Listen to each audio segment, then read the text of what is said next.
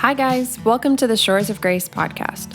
For our very first episode, we will be starting our three-part series, Shores 101. Founders Nic and Rachael Billman will be discussing how they were called to Brazil and how Shores got started. Well, welcome to this podcast. I'm here with my lovely wife, Rachael Billman. Well, hello there. And we are going to talk with you a little bit of the Shores 101 today and talk about how we began, where we are today, where we're going. And in future podcasts, we're going to kind of unpack all of these subjects and talk more in detail about the different areas of the ministry and the things that God's doing here. But today we want to talk a little bit about our story and how we got here. And really the story of Shores begins with our story as a couple. Mm-hmm. And Rachael and I have known each other since we were babies and have been writing songs together and leading worship together since we were 13 years old. Right. And when we were teenagers and dating, we wanted to get into missions, right? Yeah. And had desire to get into missions. We went to Nepal together. Yeah, we went to Nepal. I had done other short-term missions trips. I went to Africa for a time. And growing up, we grew up as pastors' kids in the United Methodist Church. And, you always have missionaries coming to share. So it was always something that was in the background of our mind of this might be something that God is calling us to do. Yeah, so we had that desire, but, Rachael got pregnant when she was 16, when I was 17. So we got married very young and life kind of took a different direction. Mm-hmm. We ended up being very involved in local church ministry and I worked in business. And I think it was in 2003, we felt that burn again to get into missions. Yeah. So we listed our house for sale and it didn't sell, right? In a booming market, the house didn't sell. Mm-hmm. And our intention was to go to Bethany School of Missions, which is now Bethany Global University, and do a 4-year missions degree that included, an internship and then launch into missions. Right. When that didn't happen, I think we both just kind of thought, well, maybe missions is not... Maybe it's not for us. That's okay. We'll keep serving in the local church, which we continued to do. Mm-hmm. And then in 2008, we had at that time 3 kids. Mm-hmm. And I went on a trip with the Global School of Supernatural Ministry with Randy Clark to Brazil and had no thought, not a single thought, and I'm pretty sure you didn't either. I definitely did not. That would become a calling. Yeah. Right? It was really just a trip. Right. It was, a part of the school experience with Randy, and you went to churches and did healing crusades, and I was asked to lead worship on that trip. So for me, it was just a great experience, and Rachael stayed home with the kids. Mm-hmm. And on that trip, it really was amazing. I mean, we saw blind eyes opened and deaf ears opened and, people getting out of wheelchairs and just the move of God was amazing. But every night on the way to the churches, I would see this disparity of what was happening in the church and what was happening on the streets. So there was lots of children on the streets in those cities that we were in, as there are in all Brazilian cities. There were lots of women prostituting and just this extreme poverty right outside these massive churches. But I never thought, for me, that was something that was going to happen for me. That God would call me to that. I was just kind of observing. I think it's important, though, to mention, I kind of got ahead of myself, where the song Shores of Grace comes from. Yes. Because 2 weeks before we went to Brazil, I was sitting in the sanctuary of our little Methodist church in central Pennsylvania and was playing piano there, this beautiful old piano. And God took me into this vision. And in the vision, I saw Jesus walking on a beach and all of these broken people on the beach. So I could see them by face. I could recognize these people. And there was an older woman, and a younger boy that was begging for food. And there were women that I could tell were in prostitution. And, all these broken people just kind of just wrecked from life. And then Jesus is walking along the beach and picking them up hand by hand and taking them into the waters of the ocean and baptizing them. And then when he lifted them up out of the ocean, they were totally restored and transformed. Come on. And as I'm watching it, Jesus at one point looks and says, "Nic, come and join me. Help me." So I go with him, and Jesus and I are baptizing people. And the whole time that this is happening, I can hear Jesus singing this song, and he's singing, "There is nothing apart from my love." And it's like, these are people who have been wrecked by life, but still my love reaches them. There's nothing so far. And then he said to me, "But Nick, I need my church to be the shores of my grace." In other words, the people that meet people where they've been shipwrecked and broken from life and lead them into the baptism of his love and lead them into salvation. So I was a wreck and went home and told you about the song, and she was a wreck. And, we ended up writing the vision into lyrics, right? And made it a song. And we called it Shores of Grace. And still, going to Brazil, I didn't think anything of it. It was just kind of like... God gave a new anointed song for the season, for the moment. Yeah. And you went. Yeah, and, he'll use it. And so when I get to Brazil, I'm leading worship in a church, and the one Brazilian band that I was playing with said, "God told us you have a new song. Would you sing it?" And I said, "I can, but it's in English." Right. I mean, there's not no connection here for the people, but that's something I love about Brazilians, right? Because in America, if it's not in English, it's like, wow, my gosh, why are they singing in Spanish? You're like, first of all, it's Portuguese, but in Brazil, they'll get to worship with whatever language. Oh man, they can just enter right in wherever the Spirit's flowing. They're in. It doesn't matter the language. Yeah, it's just like they want to worship God, and they're not inhibited by any of that. Yes. It's something that I just love about our culture here. So I sing that song, and everybody in the church just gets wrecked, and Randy asked me to sing it again, so I sang it again, and just the power of God's moving, and it was such a powerful time. And I still didn't think anything of it in terms of the connection with that song and the Brazil trip in particular and me.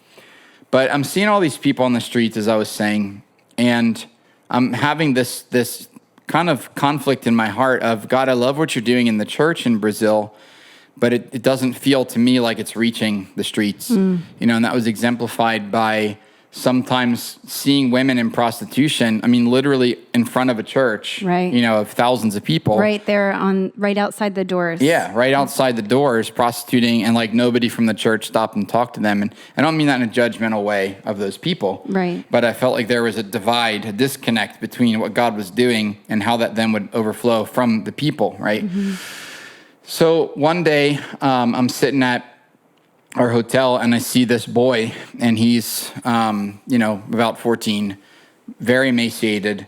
For those of you that have been tracking with us for a long time, the picture of this boy is on the cover of our album, The Least of These, which is, I don't know how many years old at this point, 11, 10 years old, something like that, 11 years old. Yeah. I'm looking for JD for some guidance here. He's sitting behind the camera, but 12 years old. Okay. Yeah, so 12 years old. Wow. But the cover of that album was actually I captured this moment with just a picture on my phone. Yeah. And I went and sat and tried to talk to this boy, and just summarizing the story. Didn't have a translator. It went horribly wrong, as it usually does when we don't have translation. Yeah. And we try yelling, right? And you try... Or you use just a really large gestures with your hands to somehow try to communicate. Magically, communicate something. And then after a while, I just felt like the Lord said, just sit with him, just be with him. So then I sat down, and when I sat down and I looked at this boy and looked in his eyes, I realized that I had recognized him. Whoa. Because he was one of the boys that I met on the beach in the vision with Jesus on the shores of grace. And it wrecked me. And I spent an hour with him without any translation, just looking into his eyes, and I saw Jesus in his eyes. Oh, wow. And then as prophetic as I am, then I realized that there was something with this song and this vision and our family in Brazil, you know. And I feel like God was like, yeah, you think? I've been trying to tell you this the whole time. Right. And, later on in the trip, a friend of ours was preaching, Brazilian friend, and he said, today I'm going to preach on holiness, but some of you are going to be called permanently to missions. And if that's you, I want you to come up front. And as he preached, I just felt that burning in my heart. I went up to the front, laid on the ground, and spent 7 hours there and couldn't move.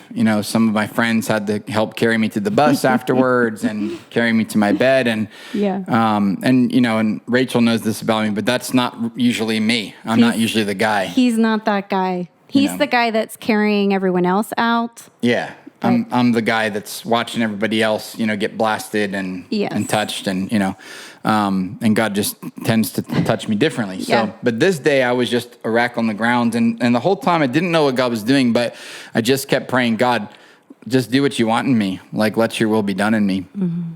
And when I got back to the hotel, I fell asleep. When I woke up the next morning, God said 2 things to me. I've given you a heart for this nation. Every Brazilian that I saw was family. Yeah. And I'm walking through the hotel and I'm seeing all these people and hugging them and crying. And the whole day I'm telling people, my family's moving to Brazil, like we're moving here.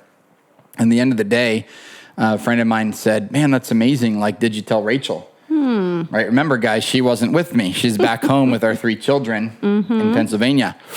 And I'm like, oh my gosh, I'm married. Like, I have to tell my wife that we're moving to Brazil, to a country she's never been to. It's a minor detail. Yeah. And I remember because I said to Randy, I need to get a hold of Rachel somehow. And, this was before like FaceTime and I didn't have a phone with Wi-Fi. And he said, you should Skype her. And to be totally honest, I didn't know what a Skype was, right? But I didn't want to look like an idiot in front of Randy. So I'm like, yeah, I'll Skype her. Yeah. And then I left and asked my friend Mark, what's Skype? And he's like, are you serious? It's a website that you can call people. And I don't know, I sound like someone from the Stone Ages. Yeah, we're still kind of those people. If we're being honest, we're still kind of those people. Yeah, that's why we're surrounded by tech people right now in this very moment. Yes, right. On our own, left to our own devices, it's not going to work. No, it's not going to happen. So anyway, I got on Skype and I called Rachel and I said, hey, I need to tell you something. She said, I know. God, or we're moving to Brazil. And I'll tell my part, then you can tell your part. All right. So I said, because she always jumps in, then I tell my perspective. I know, but the real perspective was my perspective. But, my perspective's, what started the story. So anyway, so I was like, I need to tell you something. And she said, I know, we're moving to Brazil. And I said, how do you know that? And she said, God spoke to me last night and this is what he told her. So whenever Nic travels, I go into major intercession mode, that I just go into the Spirit and I just pray and I ask the Lord to, do whatever he's going to do in a powerful way and use us however he wants to use us. And for me at that time, it wasn't ministering alongside of him, but it was praying for him at home, doing laundry, taking care of kiddos, and just really pressing in and listening for the Lord. So the one night I was really just praying, and I was doing something very holy. All of you women out there are going to identify with this. But the Lord speaks to me so much when I'm folding clothes, when I'm doing dishes, those kinds of simple things. I just feel like the Lord takes pleasure in being alongside of us. And it was one of those moments. I was in our bedroom folding clothes, and all of a sudden it was like my eyes were opened, and I was watching a video in front of me, and I saw Nic laying on the ground, which I already knew was a miracle, as you heard him say earlier. I saw him laying on the ground, and I saw a clock over his head that spun around 7 times. So I knew, okay, God, you're really doing something. Nic's been there for 7 hours. What are you doing? And so I just started having a conversation with the Lord, and the Lord said, I'm giving your family a heart for Brazil, and I need to know what your answer is. And my answer for Jesus has always been yes. So, I get this phone call from Nic on this new Skype that we're figuring out how to use in the moment, and he was really nervous. I could really hear your voice. I was crackling, and the connection wasn't really good, so we didn't have a lot of time to talk. Well, and part of it is because I tend to be an impulsive person, right? Not so much now. No, but I was very younger, impulsive. Yes. So I would be the guy that would get these ideas, right? And I always felt everything was from the Lord. Mm-hmm. So I'd be like, babe, God called us to do this, and you'd be like, let's pray about that. So you were thinking that I was going to think, this is just another one of Nic's crazy. Yeah, he had an experience in Brazil. Crazy ideas. And just got an impulse to move there. That's kind of what I was expecting. Yeah, well, luckily God covers everywhere where we forget. And God totally spoke to me in that moment and said, Rachel, this is going to happen. I'm sending your family to Brazil. And when he calls you, I need to know what your answer is going to be. So as soon as Nic calls and he starts out really mumbling at first because he was really nervous to tell me.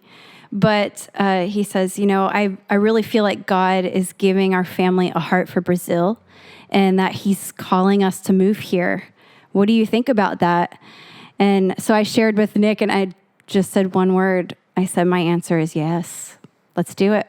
Yeah, and I thought, wow, that went a lot smoother than I thought it would have, So, okay, God said two things, right? I've given you a heart for this nation and a new vision. The heart for the nation I received and Rachel received.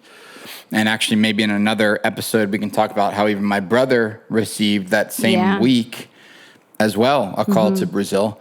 But the vision part, we didn't know yet. So the rest of that trip, I'm kind of just attentive to what God's showing me and saying. And, Randy had mentioned maybe you guys could come and lead a global school here in Brazil. And I felt like that would be great, but I didn't feel like that was the main thing. So the rest of the trip, I'm just attentive to that. And one night they had asked me to preach in one of the churches. So we split up in smaller teams, and I went with the team to one church. And, it's a healing crusade. So you're not really like preparing a message so much. You're going to pray for healing, and you're going to preach and teach about healing.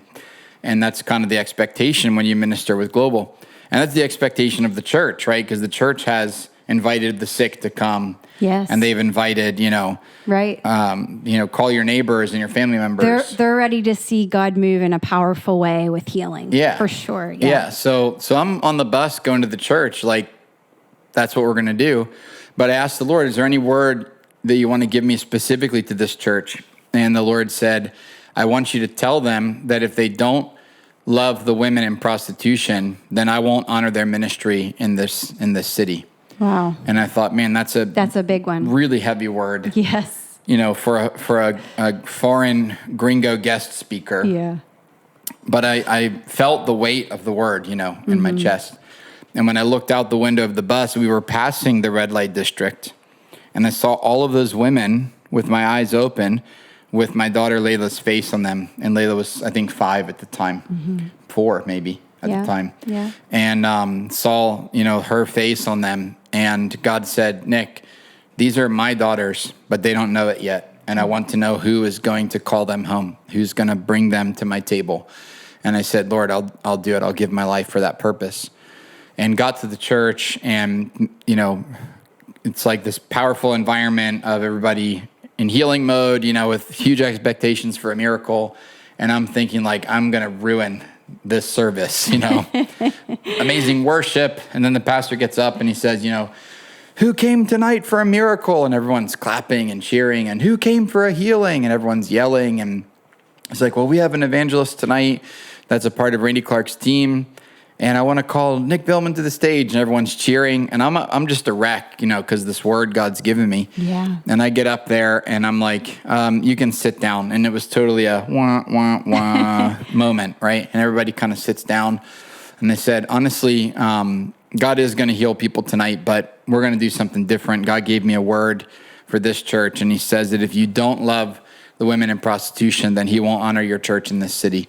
So if you're here tonight and you need a baptism of the Father's love, and you need the Father's heart for these women, come to the front. And half the church ran to the front and laid down on the ground just weeping.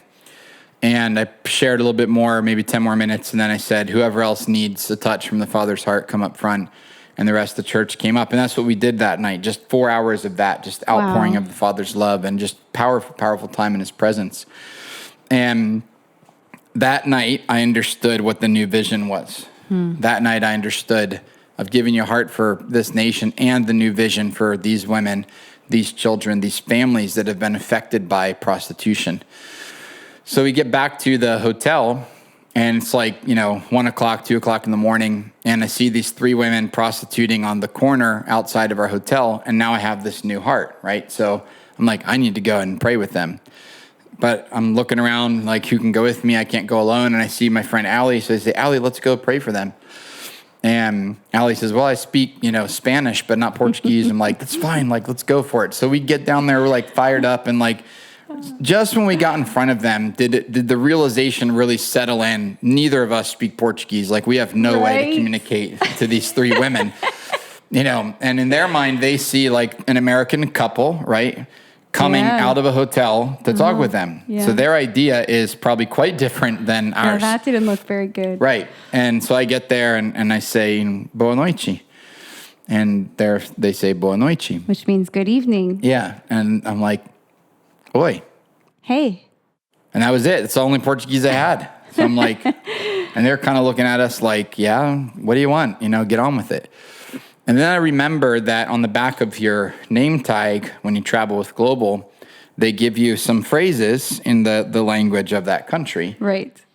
So I grabbed that, but it's all super churchy language, right? It's like, may the blessings of God come upon you. Yes. More fire. Yeah, more fire. Come with your glory, Lord. And I'm looking at this like, how am I going to start a conversation with these 3 women in prostitution and be like, more glory, Lord, So then I look, and you can help me with the translation. Sure. But I finally settle on one, and I look at the 3 of them, and I say, onde dói?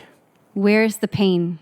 And they look at me like, what? Are you crazy? And I'm like, maybe I'm not saying it right. Onde dói? Where is the pain? And I'm like, look, you can look at the card, like it says it right here. And they're looking at me like they're, probably saying bad words about me and stuff. And Right. so I'm like, let me try another one. So then I look at the first girl and I say, você tem dor? Do you have pain?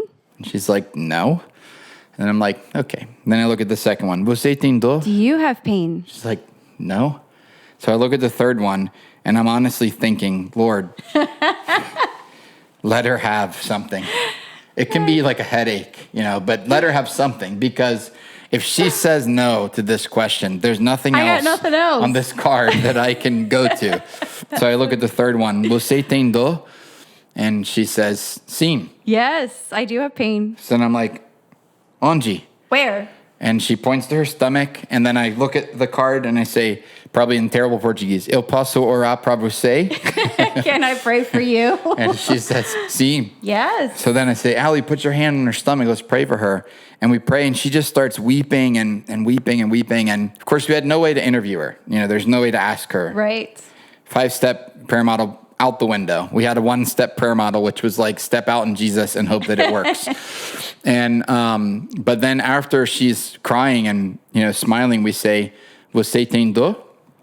Do you have pain? Is there any pain?" And she says, "No mais." No more. And then we can tell she tells the other 2 girls, like, you want them to pray for you. So then we ended up praying for all 3. And that night it was like, I was born to do this.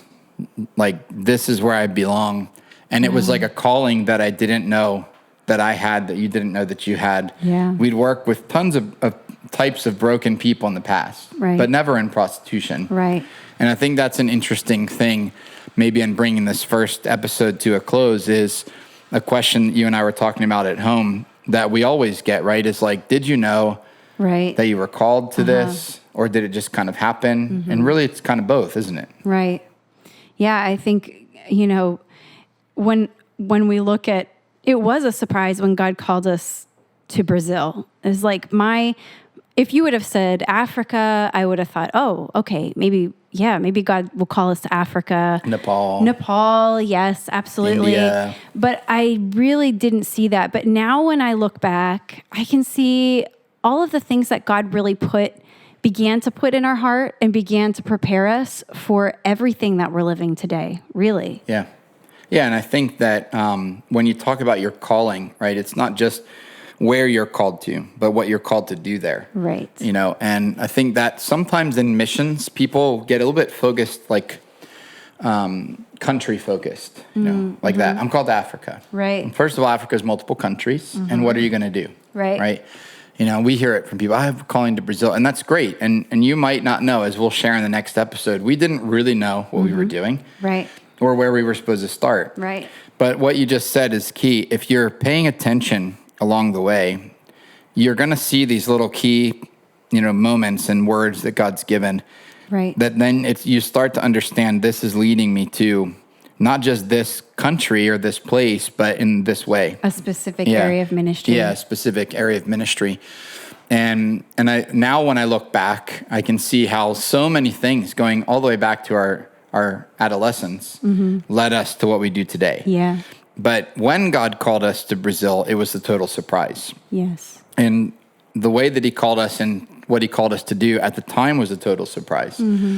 But I think that a key thing, I always think about when Randy says, when God's called you to something, make sure you have a word from him so that there's confirmation, so that in the future, if the devil tries to steal that calling from you, you'll be able to point to that confirmation and say, no, this is and we had that, such a strong confirmation of our calling that in all of the pains and sufferings and ups and downs of the 11 years we've lived here, we've always been able to say, but I'll never forget that moment where I was laying on the ground in Brasilia when you were folding laundry in Pennsylvania. We'll never forget that. That can never be stolen from us. Right. So I think in bringing this first episode to a close, people who are maybe listening that have a calling in missions, it's like listen along the journey, right, to the little whispers of God. It's not, in our calling too, not every confirmation was that dramatic. Me on the ground and you getting this vision, in America. There was a lot of very practical steps that we had to take. Yeah, and practical steps, and there were small, little just kind of inclinations in the spirit.